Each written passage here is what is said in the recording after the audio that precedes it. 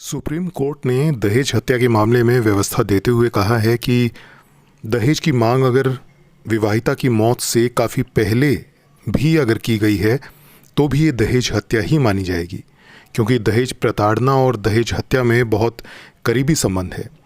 शीर्ष अदालत ने कहा कि दहेज हत्या की धारा 304B में लिखे सून बिफोर यानी ठीक पहले को इमीडिएट बिफोर तत्काल पहले के तौर पर नहीं पढ़ा जा सकता।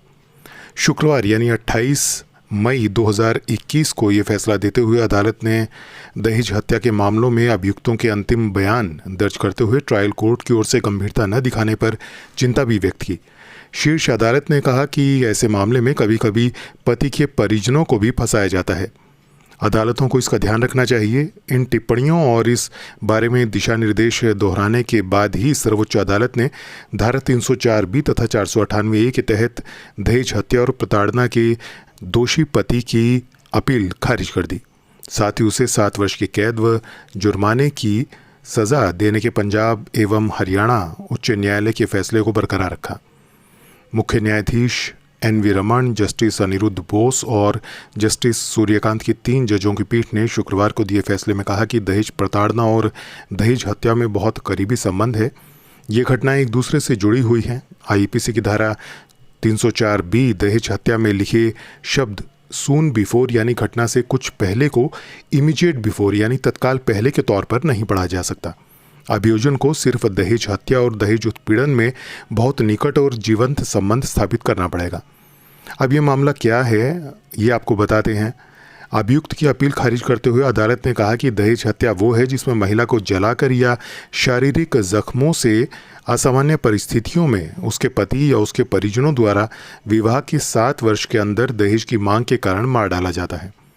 अदालत ने दोषी के वकील का ये तर्क ठुकरा दिया कि दहेज की मांग नहीं की गई थी और यदि की भी गई थी तो वो मृत्यु से ठीक पहले नहीं की गई थी, वो काफ़ी समय पहले मांग की गई थी। वहीं वे ये भी सिद्ध नहीं कर पाए कि पीड़िता अवसादग्रस्त यानी किसी डिप्रेशन में थी जिसके कारण उसने जहर खाकर आत्महत्या कर ली। अदालत ने कहा कि CRPC की धारा 313 के तहत दर्ज होने वाले अंतिम बयान कई बार आरोपी से पूछताछ किए बिना दर्ज कर लिए जाते हैं। धारा 313 के तहत दर्ज होने वाले आरोपी के बयान को सिर्फ प्रतीकात्मक औपचारिकता नहीं माना जाना चाहिए। कानून में अभियुक्त को अपने बचाव का ये एक अंतिम मौका दिया गया है, इसलिए अदालत को निष्पक्षता और सावधानी के साथ आरोपी से धारा 313 के तहत सवाल पूछने चाहिए। अदालत ने 2010 के एक फैसले सतबीर सिंह बनाम हरियाणा राज्य में दिए गए दिशा निर्देशों को दोहराया और कहा कि निचली अदालतों को दहेज हत्या के मामलों में ट्रायल करते समय इनका पूर्ण पालन करना चाहिए। कभी कभी पति के परिजनों को फंसाया जाता है जिनकी अपराध में कोई भूमिका नहीं होती है, बल्कि वे दूर भी रहते हैं।